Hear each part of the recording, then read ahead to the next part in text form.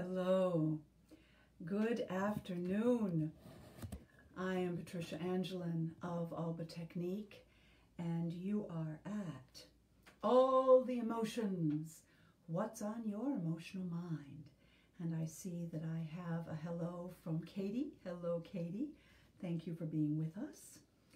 And I am looking forward to, I see me now. I know I'm there. It's all official.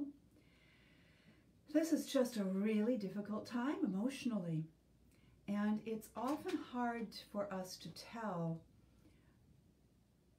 what is the catalyst for the particular emotion one might be experiencing at any particular time.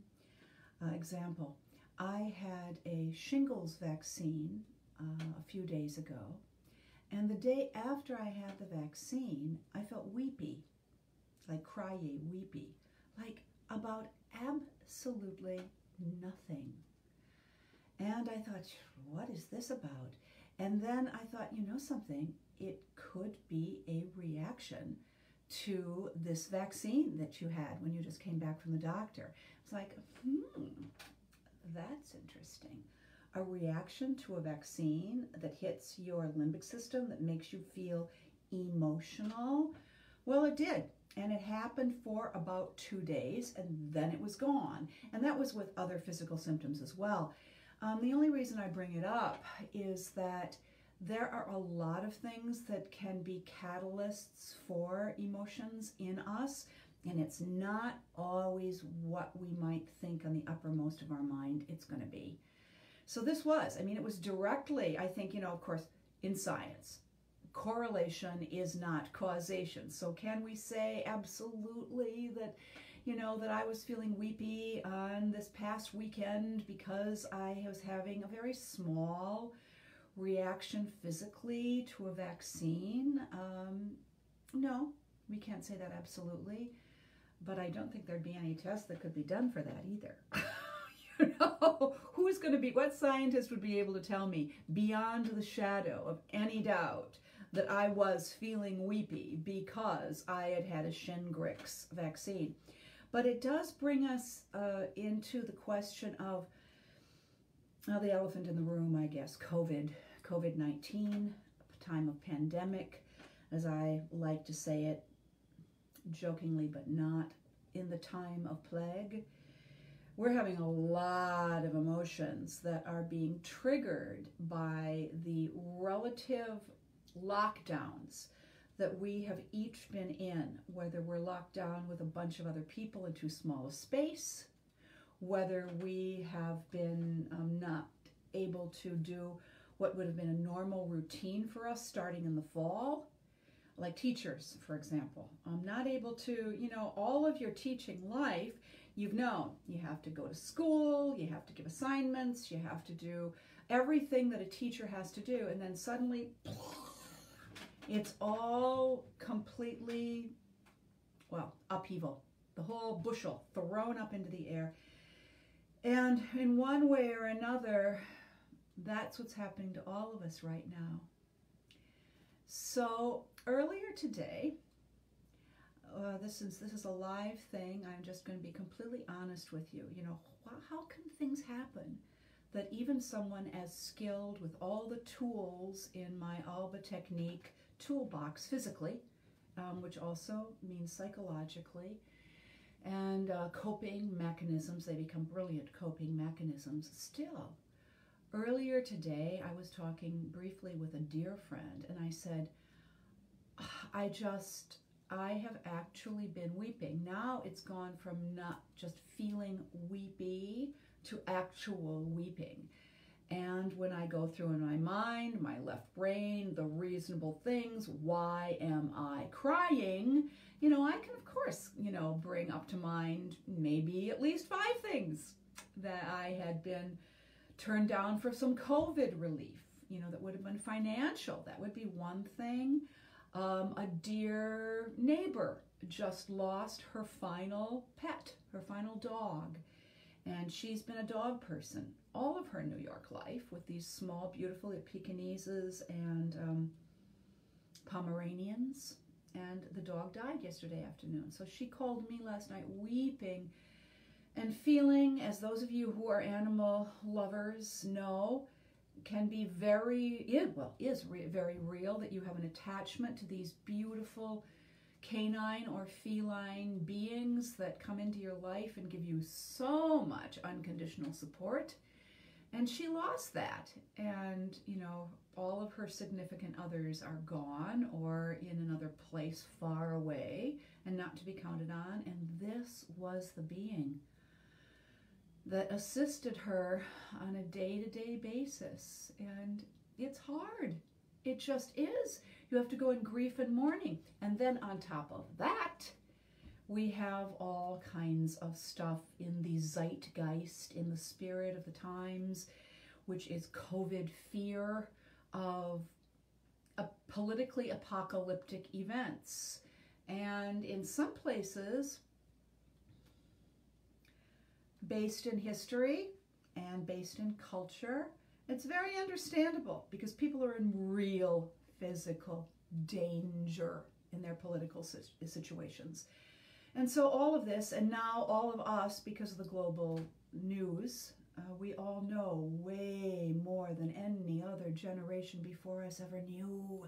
We know about what's happening in Indonesia and in Hong Kong and in Wuhan and et cetera, in the Indian subcontinent. And, you know, moving forward, we know about these things.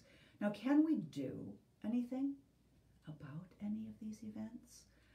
Other than if we are persons of spirit and prayer, we can do what I argue has material value, which is we can pray for these people. We can take a moment, lift our mind and our hearts, our emotional heart, and just take the stillness to offer up whatever we're feeling for the good of those persons who are suffering fire and flood and hurricane and etc. and earthquake and all of the natural disasters. And we feel for people. Some of us more sensitive than others, but any thinking person is feeling a lot right now. So that gets added onto our own heads and pushing us down. And then something happens in our own life world, such as some kind of an unfairness to us or an injustice to us, or a simple thing like we're going out and we're doing grocery shopping and somebody's rude to us. Because everybody has a short fuse right now, men and women. Short fuse. Short, very, very short. A lot of us are not suffering fools gladly, whether they're being fools or not. We're feeling that the person is being a fool for not having understood us or for reacting however that other person is reacting. So I just want to let you know that, as some young people I know go, feel you. I feel you. One thing I do want to say in this particular type of a forum is that for those of you who are afraid of the election in the United States, either way, the presidential election and the congressional elections in some places, be not afraid. I had a psychic thing happen about 2 weeks ago because I was having a lot of internal hysteria myself. I use the word hysteria advisedly, something that is, you know, big and volcanic and, you know, all of that stuff that I just made a mockery of, but is really real. Breathing in even the memory of it, breathing out, is good news. That the sense that I got, and it was really very clear, was despite what we're being told by friends and neighbors and persons of goodwill who are passionate about many things on many levels, I will tell you, this will be okay. It really, really will be okay. Do your duty, vote your conscience, try not to vote your emotions. Try to put people's records through that prodigiously excellent critical brain of yours. Do not let other people on any side whatsoever cause you to substitute your emotional reactivity, which we've all got, for your reasoned thinking before you cast your vote. And then you will have done your duty. And that is a beautiful and a good thing. Your obligation as a citizen to vote. Do it. But it can't be the thinking that whatever the outcome of this is, that the people who get into office, that your voice has not been heard. Excuse me. It can't be that. I'm going to get rid of this. I thought I turned that off. I beg your pardon. I'll turn the sound off. All of our electronic things, again, it's another thing, just so Addison, Addison, Addison, Addison, Addison, attention, attention, attention. Give me your attention all the time. So to complete the thought, the election is going to be all right. And the thing that I got was that it, strangely as it is to say, it doesn't really matter who wins this round. It's being sold to us as the most important election ever. But that's all hyperbole. Each of us simply need to do the very best we can to vote our intellectual, reasoned conscience, and then do the best we can to handle our own emotional life and to work with ourselves and to be understanding of each other and to be kind. Kindness is a very big doing, men and women, women and men, boys and girls, children. It's a very big doing, and we don't give it enough airplay. Because we can always choose to be kind no matter what our emotional reactivity to any given situation or thought is. We can be kinder to ourselves. How difficult is it to be kind to me? For me, really hard. And I'm not talking about narcissism. I'm talking about feeding yourself good food insofar as is possible at reasonable intervals. Make sure you get protein. The body needs protein. I've been falling down on that lately, so I'm listening to myself saying that. Make sure you're hydrating properly. You know, give yourself a little bit of judicious caffeine, unless you're allergic to caffeine or it causes anxiety for you or angers for you, which it does for a lot of the people who are beloved of me. So use your decaffeinated. Get outside. We've gotten to be so insular inside ourselves. The temptation is to, you know, get into the bed and get on to, you know, our favorite things on Facebook or on Instagram, or, you know, ghettoize ourselves in either spatially or in our own mind. And I don't think this is a time to do that. I get it. We've got only so much bandwidth. I told a friend the other day that I emotionally have observed that I have a very shortened attention span. And I used to have a very long attention span. I've also noticed, I think I am not normal in some ways, but in this I think there is a normalness, that over the past 30 years my attention span has gotten shorter and shorter and shorter and shorter and shorter. And I have observed that. That's okay. That's because of these, you know, and it's not anything we can really do much about that, because we are all persons of our own time. All persons of our own time. But since March, my ability to watch things on television, I'm having an opposite reaction to a lot of people. I can't seem to be comforted by just binging things on Netflix or on Hulu or on Prime Video. So a lot of things, if they're longer than about 26 minutes, I just can't. I just can't, you know? So I'm finding things that I can do that way. And it is a question of You're figuring out what you can do and forgiving yourself in this period for what you can't do. You know, figure out what you're having emotionally, because your emotions are giving you information about how you're overwhelmed. Know that you have anxiety. You do, whether you ever had it in your life before, because we all do right now, and that is because there is so much that is unknown about the COVID-19.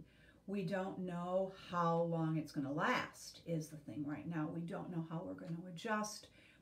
Many of us don't know how we're going to financially survive. We see a huge uptick in emotional illnesses and mental illnesses playing themselves out in our individual life worlds. All of these things, they come into play. They just do. So my best, yes, it is expert advice to you, is take care of yourself. Be kind to yourself. Know that the burden you are bearing is a great burden. Don't compare yourself to other people and the burdens they're bearing, because we've all got something and it's all big for our bodies right now. So please be good to yourself and use that prodigious left brain to figure out intellectually, once you observe your emotion, whatever it is. And I can tell you authoritatively that if your thoughts are darting all over the place and you're feeling any kind of, on any subject at all that you happen to be thinking about, if your thoughts are darting, if they can't alight on any kind of a solution in the moment, if you are confused, if you are foggy, if you don't know what you should do next, these are all symptoms that your limbic system is telling your excellent brain that you are too tense, that your body is really having a little trouble dealing with the degree of tension in your muscles, that you have had a drop of cortisol through your adrenal system. And there are many, many things you can do about this, but allow yourself to know that if your thoughts are darting about all over the place, it would be the equivalent of the eyes doing this. Oh my gosh, and if your eyes are doing that, or if it's just your thoughts, you are in a state, objectively, not just subjectively, breathe, Pat, of anxiety. And that's fear elongated. And if you feel that, honor yourself. Because there's jolly well a lot to be afraid of right now. None of us knows what's happening next. And we're all hypersensitive to it because it's been going on for so long. And what happens to the brain after that, and this will be different for everybody. Some people can take a lot of tension because they've had anxiety all their lives.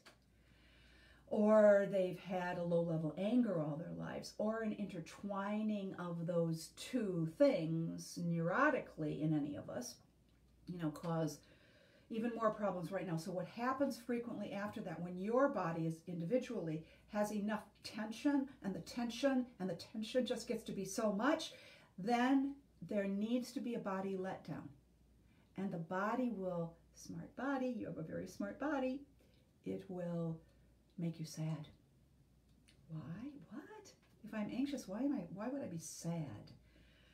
I've made this point in regard to other direct questions before.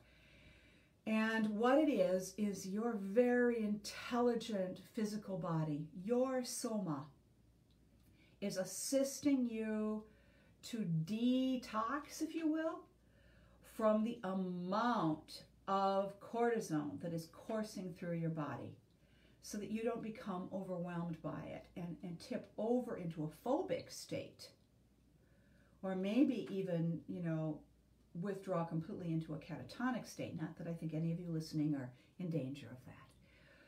But allow yourself to know, okay, body, wow, thank you for that information. My thoughts right now are just so chaotic that I'm going from just having had a small issue to suddenly what's coming into my mind is all of these worst case scenario plural, more than one.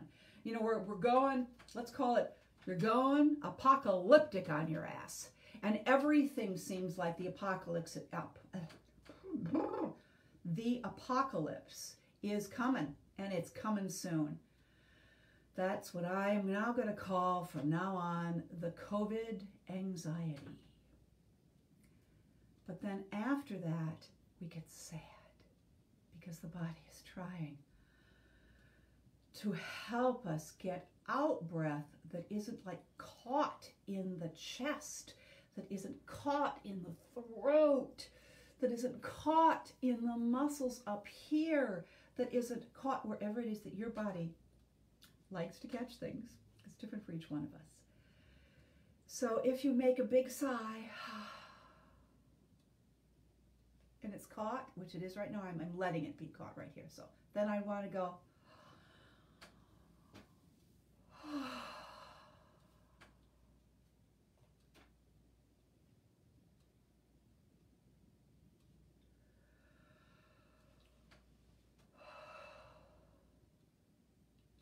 now, that is making me feel a little sad, but at least now you can hear in my voice, the voice is getting a little fuller.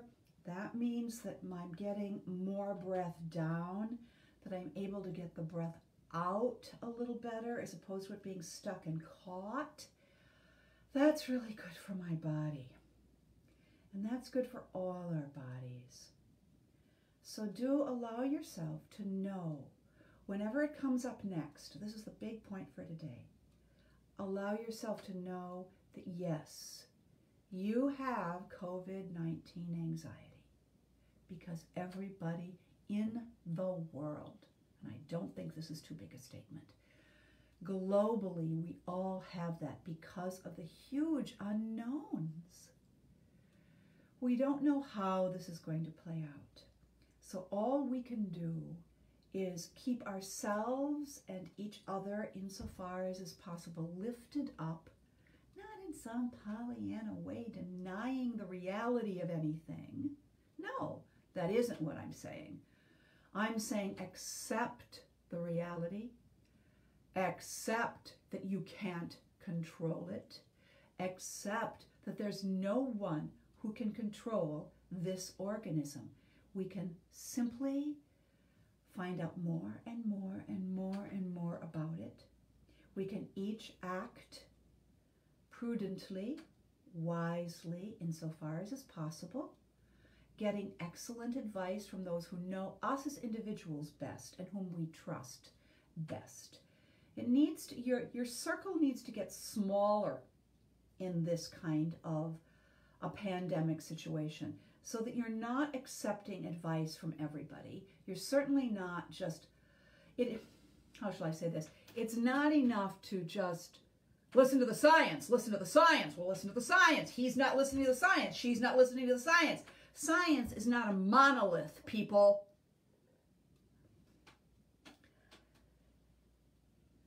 Science is brilliant and very, very good. But the practitioners, the studies, they're not all created equal, because each one of them is going from a premise, and some of the premises that are gone from just don't make for good science. And for those of us who are not scientists, can we really tell? No, we can't really. So prudential decisions that you will make for good, for yourself, for your immediate family, the people with whom you will be physically interacting. Grandparents, parents, children, the friends of children, the friends of grandparents, the people in your own circle. So I don't think personally, as an emotional expert, that it is wise for us to think too globally right now. Because if we are having control management internal issues, which we are, how can we possibly be better off if we are trying to think about what's going to happen globally? And the answer is we can't. So do the good things for yourself. Hydrating, eating properly as much as is possible, making good decisions about whom you meet, how you meet them, etc. Again, following the science in so much as you can, the World Health Organization, the National Health, you know, good old Dr. Fauci. Do not allow yourself to let your mind, once it gets into the loop of fear, please do not allow yourself to continue looping. Interrupt the loop. Remember in the Industrial Revolution, you know, the word sabotage, that meant those people who were against machines coming in and taking over the jobs of human beings. So they would, I think in France or Belgium, they would take their wooden shoes and sabots, and they would throw them into the works of the machine so that the works would get broken. So I think what we have to do is throw a sabot into our own limbic anxiety looping around or spiraling off in every single direction. Interrupt the thought by something simple. The old KISS, keep it simple, stupid. And what simple is, do I need water? Do I need to go to the bathroom? Do I need to fuel myself with some protein or some carbohydrates? Do I need to take a nap? 5 minutes, 10 minutes, 20 minutes, 3 hours, whatever it is. Do I need to ring a friend? Is ringing a friend and hearing the voice not enough? Do I need to initiate a Zoom or a Skype with that person? Do I need to make sure that I go outside? Going outside, if you're physically capable of doing it, for a walk of 5 minutes can interrupt the cycles of the anxiety for COVID. But we want to get into our little, we want to put a blankie up here, and we want to do it kind of just feels good for the moment. That's fine, I think, right now. Forgive yourself for doing it. As long as you, in your excellent judgment, find that it's a good thing to do. At a time like this, fill your mind with goodness, with good literature, with classic films, with, you know, truly classic television, with, I mean, you can deal with the big subjects if that helps you.